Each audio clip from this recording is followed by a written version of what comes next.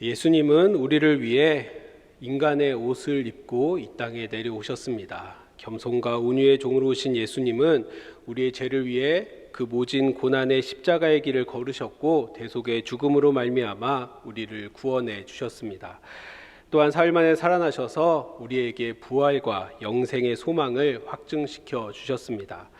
예수님은 제자들이 보는 눈앞에서 하늘로 승천하셨고 하나님께서 이 세상을 완성하실 때 하늘의 재판장이요 또 심판자로 이 땅에 오실 것입니다. 그것이 바로 우리의 믿음인 줄 믿습니다. 그렇게 우리는 예수님의 초림과 재림 사이에 그 시간대를 살아가고 있습니다. 어떤 사람들은 이미와 아직의 사이의 시간대를 우리가 살아가고 있다라고 합니다. 예수님께서 이미 오셨고 또 아직 다시 오시지 않은 이때를 살아간다라는 말입니다. 이미와 아직의 사이에 살고 있는 우리는 예수님께서 재림하시면 이 세상의 역사가 완성될 것을 확신합니다.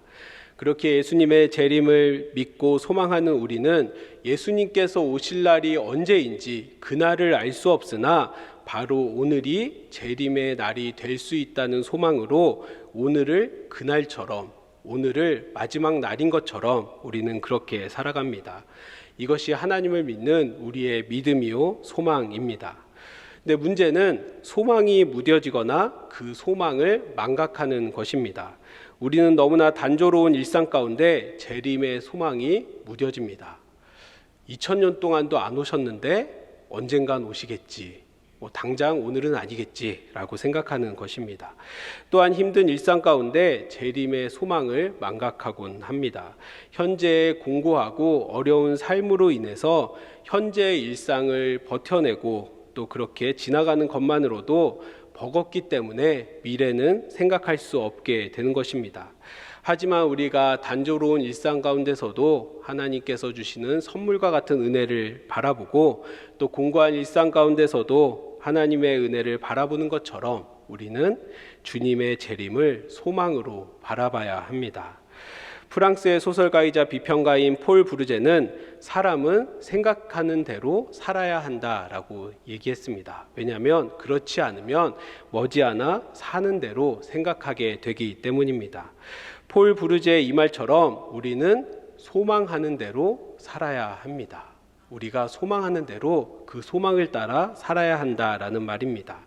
우리가 매 순간 예수님의 재림을 소망하며 살아간다면 우리는 이리저리 흔들리며 걸을지라도 결국 하나님 앞에 도착하는 당도하는 성도들이 될 것입니다.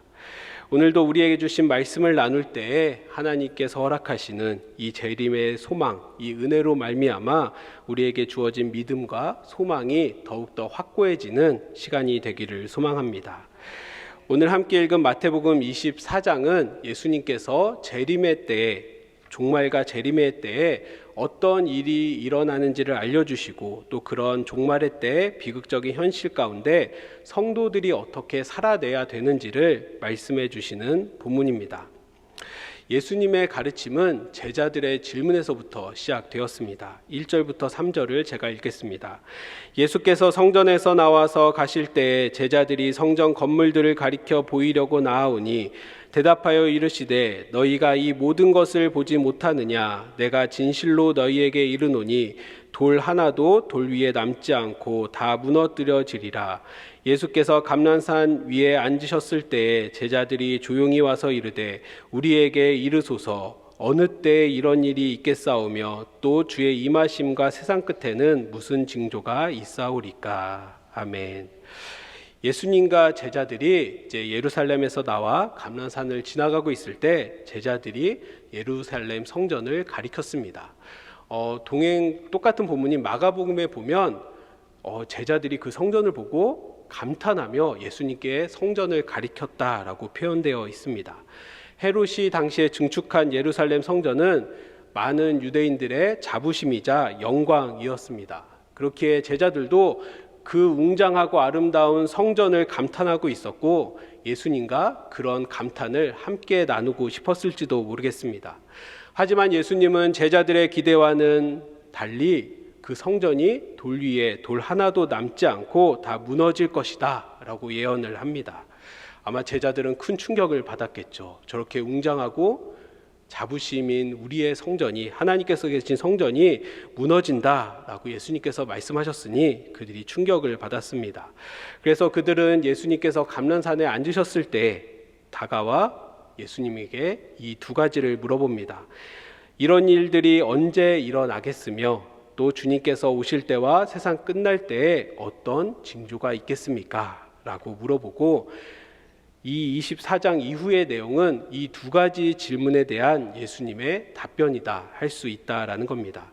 예수님은 우선 종말의 징조로 거짓 그리스도들이 일어나 미혹하겠고, 교회와 교인들을 향한 세상의 공격이 있겠고, 또 기근과 지진 등의 자연재해와 전쟁의 난리가 세상을 덮을 거다라고 말씀하셨습니다. 예수님의 이러한 말씀은 우리를 불안하게 하고 두렵게 합니다. 왜냐하면 예수님께서 말씀하셨던 내용들은 우리 주변에도 쉽게 일어나고 세계 곳곳에서 일어나는 일들이기 때문입니다. 그래서 인류의 역사와 현대에 발생하는 몇몇 심각한 자연재해와 정치 종교적 사건들을 종말과 결부시키는 사람들이 있습니다. 하지만 특정 사건을 예수님의 재림과 연결시켜 사람들의 공포심을 조장하고 두려움을 조장하는 것은 예수님께서 말씀하신 거짓 그리스도와 똑같다라고 할 수 있습니다. 우리나라에도 대표적인 사건이 있었습니다. 1992년 다미 선교회라는 단체에서 1992년 10월 28일에 휴거가 일어난다라고 주장을 했고, 많은 사람들이 거기에 동조하여서 일상과 가정을 포기하고 전 재산을 그 단체에 헌납하며 그날이 오기만을 그들이 모여서 그렇게 기다리고 있었습니다. 그들이 그렇게 세상이 끝난다라고 확신하며 단체 생활을 했지만 우리가 모두 아는 것처럼 그들이 그렇게 바랬던 휴거는 일어나지 않았습니다. 중요한 것은 예수님께서 말씀하신 이러한 징조들이 일어난다고 해서, 징조들이 빈번하다고 해서 그것이 끝은 아니라는 것입니다. 예수님은 이 모든 것이 재난의 시작이라고 말씀하셨습니다. 이러한 징조는 산통과도 같습니다. 아이를 출산할 때 산통이 한 번만 오는 것이 아니라 수십 번을 주기적으로 반복되는 것처럼 역사에서 일어나는 수많은 징조들은 예수님의 재림을 예고하는 산통의 역할을 한다라는 겁니다. 그렇게 예수님은 이러한 징조들을 말씀하시면서 제자들에게 이런 권면을 계속해서 하십니다. 주의하라, 두려워하지 말라. 이것이 끝이 아니고 시작이니 끝까지 견디라 라고 권면하신 것입니다. 우리는 거짓 그리스도의 유혹과 또 교회를 향한 공격, 지진과 또 이런 재해들, 또 전쟁과 난리 등이 있다 하더라도 세상이 끝나지 않을까 염려해서는 안 됩니다. 또한 이러한 징조들로 종말의 때를 계산해 보려는 어리석음을 범해서는 안 됩니다. 세상의 끝, 이 역사의 끝은 오직 하나님께 달려 있습니다. 14절에 예수님께서 이렇게 말씀하십니다. 이 천국 복음이 모든 민족에게 증언되기 위하여 온 세상에 전파되리니 그제야 끝이 오리라 하신 말씀처럼, 역사를 주관하시는 주님의 천국 복음이 온 세상에 전파될 때 이 세상의 끝이 올 것이라는 것을 우리는 기억해야 합니다. 근데 우리는 굳이 모든 민족에게 천국 복음이 전파되고 전해지는 게 도대체 어떻게 가능한가라고 생각할 필요는 없습니다. 역사를 완성하시는 것은 결국 하나님의 뜻과 하나님의 손에 달렸다라는 것을 받아들이는 것으로도 충분합니다. 이처럼 우리는 하나님께서 역사를 완성하실 때 역사의 끝이 올 것이라는 것을 확신하며 또 우리는 그것을 소망해야 합니다. 그렇게 우리가 살아갈 때 우리는 두려움 속에 살고 싶은 유혹을 뿌리치고 불확실하거나 불안하다고 느낄 때마다 오직 하나님만이 절대적 주권자이심을 기억하며 하나님의 말씀을 의지하며 살아갈 것입니다. 우리가 이 사실을 기억할 때 우리가 흔들림 없이 하나님만을 바라보며 살아가게 된다라는 말입니다. 예수님은 이어서 이러한 징조들이 계속해서 일어나다가 결국 세상의 마지막을 맞이할 사건이 일어날 것이다 라고 말씀을 하십니다. 15절을 제가 읽겠습니다. 그러므로 너희가 선지자 다니엘이 말한 바 멸망에 가증한 것이 거룩한 곳에 선 것을 보거든 읽는 자는 깨달을진저. 아멘. 예수님께서 다니엘의 말씀을 인용해서 그들에게 말씀을 하십니다. 그것이 내용이 무엇이냐면요, 멸망에 가증한 것이 거룩한 곳에 선다라는 겁니다. 말이 안 되죠. 네, 멸망에 가증한 것이 거룩한 곳에 섰다라는 것은 멸망을 뜻합니다. 예수님께서 인용하신 이 다니엘의 말씀은 주전 168년 셀레우코스 왕조의 안티오코스 4세가 예루살렘을 점령하고 예루살렘 성전에 제우스 신상과 여러 가지 우상들을 세우고 또 유대인들이 가증히 여기는 돼지의 피를 성전에 뿌린 것으로 실현되었습니다. 그렇기에 예수님의 이러한 말씀을 들은 제자들은 멸망에 가증한 것이 거룩한 곳에 선다는 것이 어떤 의미인지 분명히 알고 있었습니다. 하나님께서 계시고 하나님을 모시는 성전이 더 이상 하나님의 성전이 되지 못하는 이러한 끔찍한 사건이 다시 일어날 수 있다라는 이 말씀을 들은 제자들은 얼마나 두려웠겠습니까? 또 제자들에게 뿐만 아니라 이 마태복음을 읽는 초대교회 성도들에게도 이 말씀은 굉장히 두려운 말씀이었습니다. 왜냐하면 주후 70년 로마에 의해 예루살렘과 또 성전이 멸망한 사건으로 이 말씀이 실현되었기 때문입니다. 그들에게 예수님의 이 말씀은 막연한 경고가 아니라, 먼 훗날 미래에 대한 막연한 경고가 아니라 몸으로 직접 겪어낸 분명한 사건이 되었습니다. 그들은 예수님의 이러한 멸망의 종말의 사건이 실제로 이루어짐을 그들이 경험했다라는 겁니다. 하지만 멸망에 가증한 것이 거룩한 곳에 서는 사건이 있을 것이라는 예수님의 말씀은 단순히 예루살렘 성전이 멸망한다라는 예언의 말씀이 아닙니다. 여러 가지 징조 후에 결국에는 종말의 때가 분명히 우리에게 도래할 것이다 라는 예언의 말씀입니다. 그리고 그때는 견디기 힘들고 혹독한 시련이 우리에게 닥칠 것입니다. 그 환난이 얼마나 극심한지 예수님께서도 그런 환난은 세상에 처음부터 없었고 이후에도 없을 것이라고 말씀하십니다. 그때는 물건을 챙길 겨를도 없이 허겁지겁 도망쳐야 합니다. 그런 피난의 길은 임산부와 젖먹이는 여인들에게 특히 고통스러운 일이 될 것입니다. 예수님은 종말의 때가 극심하게 고통스러우니 그나마 겨울이나 안식일이 되지 않도록 기도하라라고 권면을 하십니다. 예수님께서 이러한 무서운 말씀을 하시는데 우리가 이러한 말씀을 통해 기억해야 하는 것은 종말에 대한 말씀은 결코 공포심이나 두려움을 주려는 목적이 있는 것이 아니라는 것입니다.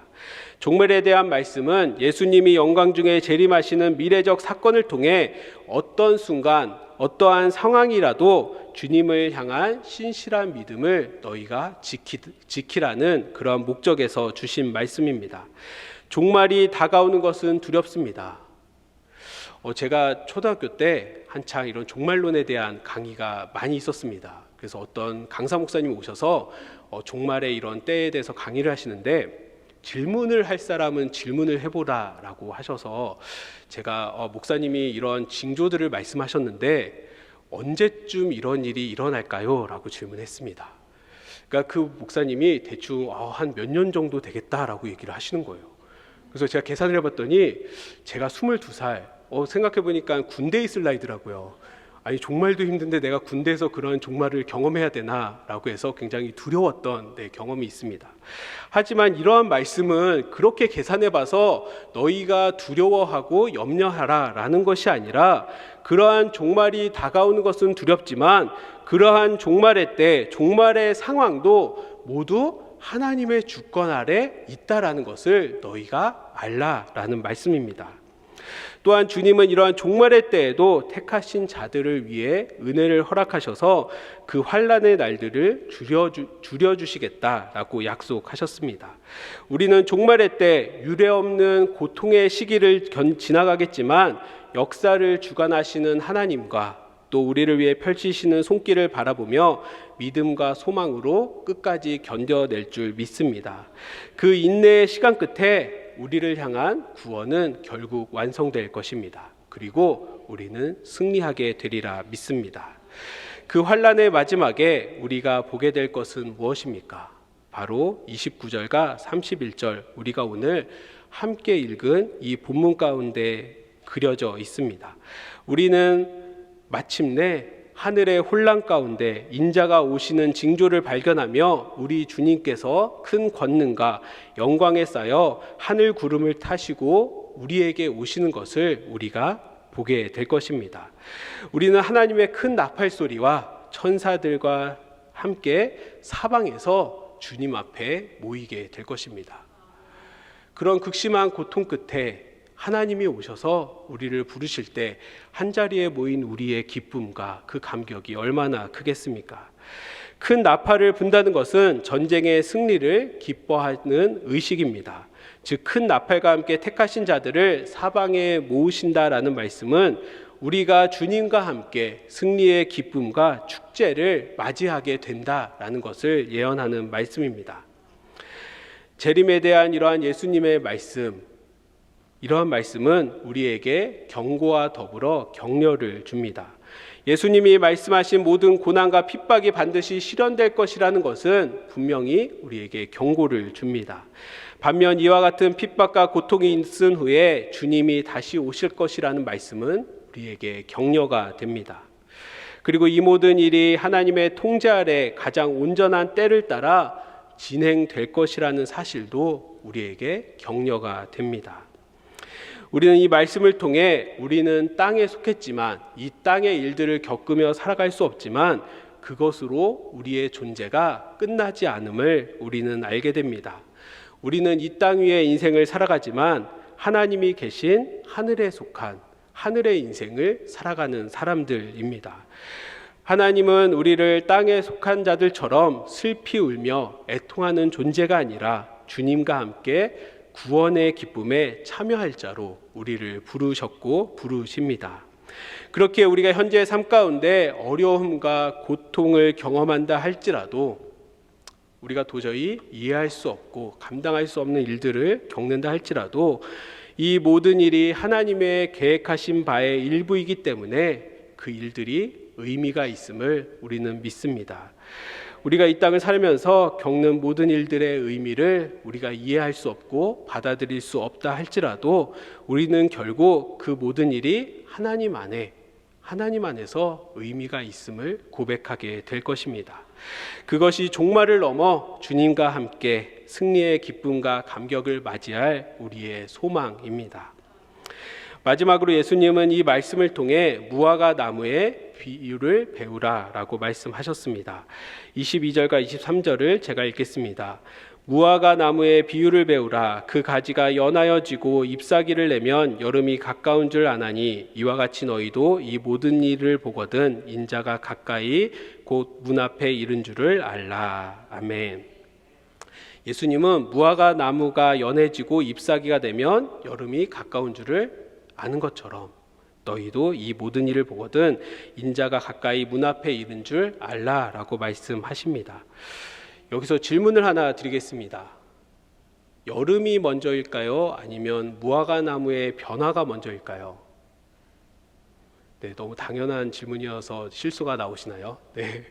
무화과 나무가 변한다고 해서 계절이 이제 무화과 나무가 변하니까 이제 여름이 나가야 되겠네 하지 않을 겁니다. 그렇죠? 계절이 변하면 무화과 나무가 그 계절에 맞춰 자신의 나무를 그 생명을 반응을 합니다. 만약 무화과 나무가 계절의 변화에도 반응하지 않는다면 그것은 여름이 오지 않는 게 아니라 아마 그 나무가 죽은 나무일 확률이 큽니다. 우리가 살아가는 지금은 어떤 시기일까요?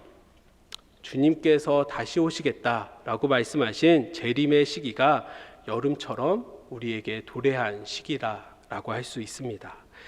우리는 모두 역사의 마지막 때를 살아갑니다. 그리스도를 온전히 신앙하는 참 신자를 찾고 있는 그런 힘들고 어려운 시대를 우리가 살아갑니다. 이 마지막 때에 우리는 어떻게 살아야 되겠습니까? 주님의 말씀처럼 무화과 나무의 비유를 배워야 합니다. 무화과 나무가 계절을 느끼고 가지가 연하여지고 잎사귀를 내는 것처럼 우리는 지금 우리가 지내고 있는 이 시기를 읽고 그 시기에 맞춰 반응해야 합니다. 우리가 주님의 시간과 역사 안에 살아있음을, 그 생명으로 역동하고 있음을 우리는 주님 앞에 보여야 할 것입니다. 우리는 오늘을 그날처럼 살아가는 우리의 일상으로 주님 앞에 우리 재림의 소망을 드러내야 합니다. 하나님, 제가 오늘 이렇게 열심히 살아내지만, 힘껏 살아내지만 결국 그 힘껏 살아내는 이유와 목적과 소망이 주님의 재림께 있음을 믿습니다라고 우리는 그렇게 우리의 삶으로 우리의 믿음과 소망을 드러내야 할 줄 믿습니다. 또한 무화과 나무의 비유를 배운다면 주님의 재림을 소망하는 공동체로서 우리 동신교회가 코로나 엔데믹 시대에 하나님께서 주신 명령과 사명을 따르기를 주저하지 않아야 합니다. 우리는 주님의 말씀에 따라 무너진 제단을 수축하고 있습니다. 하나님께서 기뻐 받으시는 예배를 함께 드리기를 사모하며 또 함께 하나님 안에 모이기를 힘쓰고 있습니다. 추수감사 주일에 사랑하는 구역 식구들을 예배의 자리, 말씀과 은혜의 자리로 초청하는 총동원 주일을 통해 우리는 그들과 함께하기를 힘써야 합니다. 우리가 모이기를 힘쓰며 무너진 제단을 수축하며 나아갈 때 우리 동신교회가 이 어둡고 혼미한 시대 가운데 주님의 생명과 생명의 빛을 발하는 공동체, 또 주님의 재림을 소망하는 굳건한 공동체가 되리라 믿습니다. 이제 말씀을 마무리하겠습니다. 우리는 이 땅을 살아가지만 주님과 함께 하늘을 삽니다. 예수 그리스도께서 살아가셨던 그 인생을 우리도 살아갑니다. 주님께는 십자가의 죽음도 있었지만 부활이 있었습니다. 그리고 다시 오심에 대한 영광이 있습니다. 이 모든 역사의 페이지들 하나하나가 저와 여러분들 가운데 속한 구원의 이야기인 것을 믿으며 오늘도 우리가 믿음 안에 승리하기를 원합니다. 영원은 결코 어느 한순간에 갑자기 떨어지지 않습니다. 우리의 하루하루가 모여 결국에는 영원이 됩니다. 그렇기에 우리가 믿음으로 소망으로 힘껏 살아내는 오늘 하루가 천국을 향한, 영원을 향한 한 걸음이라는 것을 우리는 기억해야 합니다. 그런 소망으로 나아갈 때 우리는 주님께서 재림하시는 이 세상의 마지막 날 주님의 영광을 함께 바라보며 기뻐하는 우리 동신교회 모든 성도들이 되리라 믿습니다. 그러한 소망 가운데 나아가시기를 소망합니다. 기도하겠습니다.